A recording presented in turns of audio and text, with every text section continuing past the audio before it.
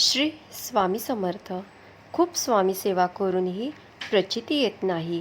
तुमच्याकडे स्वामींचा फोटो, मूर्ती असेल अशा लोकांना स्वामी कधीच पावत नाही. तुम्ही कितीही सेवा करा. स्वामी भक्त हो, स्वामी सेवा करताय का? पण आम्हाला स्वामींचा अनुभव, प्रचिती येत नाही. तुम्ही रोज महाराजांना नमस्कार करता, स्वामींचे नामस्मरण करता, जपमाळ करता, रोज महाराजांची सेवा करता, संकल्प करत आहे, तरीही प्रचिती येत नाही. आम्ही स्वामींच्या बऱ्याच सेवा करतो, गुरुचरित्राचे पारायण केले जाते. तर आजच्या व्हिडिओमध्ये मी तुम्हाला सांगणार आहे अशी लोक की तुमच्यामध्ये कोणते 5 गुण आहेत. ते 5 गुण तुमच्यामध्ये असतील तर तुम्ही कितीही स्वामी सेवा करा, तुम्हाला प्रचिती येणार नाही किंवा स्वामी पावणार नाही. आपण कुठे चुकत नाही ना. कितीही देवदेव करा, स्वामीं सेवा करा, तुमचे कर्म चांगले नसतील तर तुम्हाला कधीच प्रचिती येणार नाही.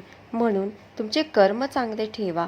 काही लोक असे असतात की देवदेव करतात, सेवा करतात, देवासमोर कितीही वेळ बसून राहतात, नामस्मरण करून नाक रगडतात, मात्र देव त्यांना कधीच पावत नाही. मात्र काही लोक असे असतात, कधीतरी पूजा करतात, सेवा करतात, मात्र त्यांना देव पावतो, आशीर्वाद मिळतो, प्रत्येक गोष्ट साध्य होईल. नशिबात नसलेली गोष्ट त्यांना मिळते. ज्या गोष्टी अशक्य आहे त्या शक्य होतात. फक्त कर्म चांगले ठेवा, त्याबरोबर सेवा उपाय करा.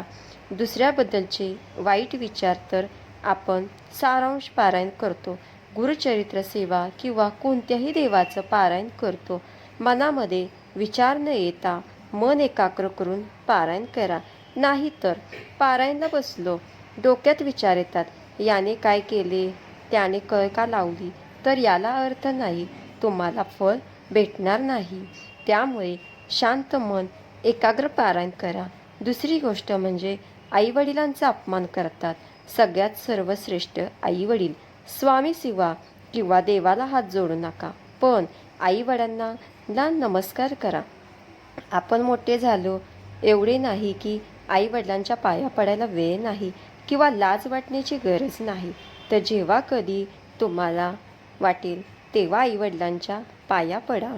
तुम्ही जर आईवडिलांपासून लांब असाल तर तुम्ही कधी गावाला गेलात तर तुम्ही तुमच्या आईवडिलांच्या पाया पडा. खूप लोक असे असतात की सेवा करतात पण घरात मोठ्या व्यक्तींना मान देत नाही. ओरडणे, भांडणे, स्वतःचे खरे सिद्ध करणे, हे लोक जीवनात कधी सुख सफल होत नाही.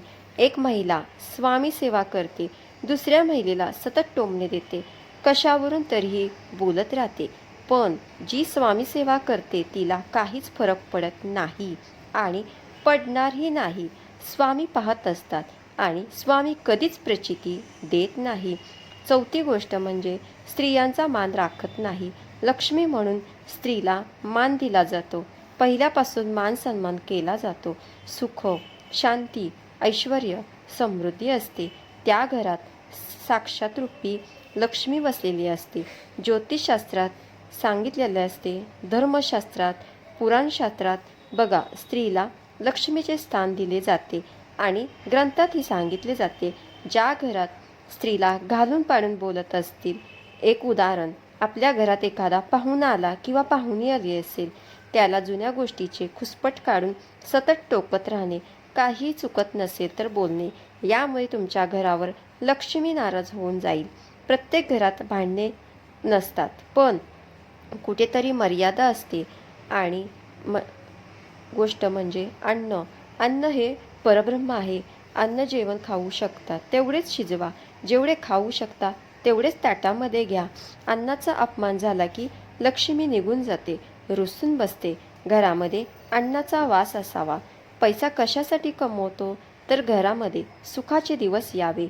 अन्न पण तुम्ही कष्ट करूनच कमवता ना, आणि घरामधील अन्नवायू घालवता.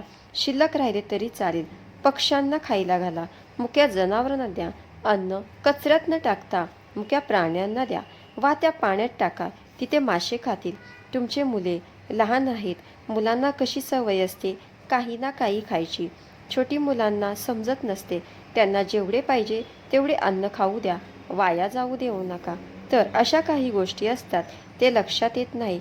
तर या गोष्टीचे नियम पाळा आणि आपल्या घरामध्ये दारावर एखादी व्यक्ती आली तर तिला काही ना काही खाऊ द्या. अतिथी देव भव. तर या सर्व गोष्टीचे पालन करायला हवे. श्री स्वामी समर्थ. धन्यवाद.